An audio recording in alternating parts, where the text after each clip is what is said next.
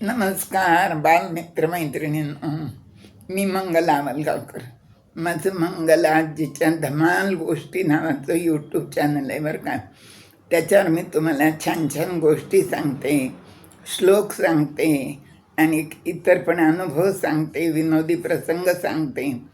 आता आज मी तुम्हाला मोरोपंत नावाचे एक पंडित कवी होते बारामतीचे.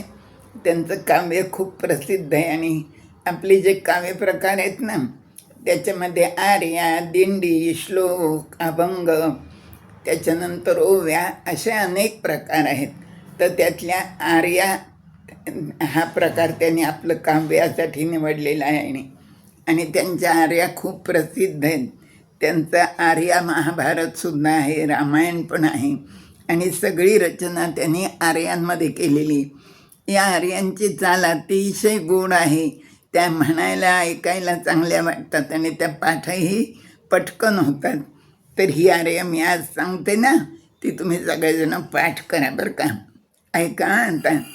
प्रभो शरण आलियावरी नव्हा कधी वाकडे, म्हणून तुकेची हे स्वहित कृत्य जीवाकडे. प्रसाद करिता नसे पण विलंब बापा करे, घनांबून पडे मुखी उघडल्या विना पाकरे. आता याचा अर्थ काय आहे माहिती का? प्रभूला म्हणजे परमेश्वराला शरण आल्यावर तो कधीही कोणाशी वाकड्या मार्गाने वागत नाही. हेच जीवांचे स्वहित आहे. म्हणजेच परमेश्वराच्या चरणी जाणे यातच जीवाचं कल्याण आहे. तर त्यानंतर परमेश्वर कृपा प्रसाद करताना क्षणभरही विलंब करत नाही. हे सत्य आहे.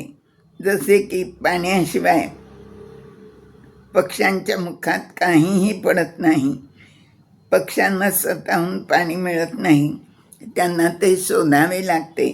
तसेच परमेश्वर प्राप्तीकरता आपल्याला त्याची भक्ती करावी लागते. परमेश्वराच्या कृपेसाठी श्रद्धेची गरज असते आणि त्याची कृपा मिळवण्यासाठी पक्ष्यांना जसे पाणी मिळवायला प्रयत्न करावे लागतात तसे आपल्याला प्रयत्न करावे लागतात आणि प्रयत्न आपण केले की क्षणभरही वेळ न लावता तो आपल्यावर कृपा करतो, असं मोरोपंत या आर्येमध्ये आपल्याला सांगतात.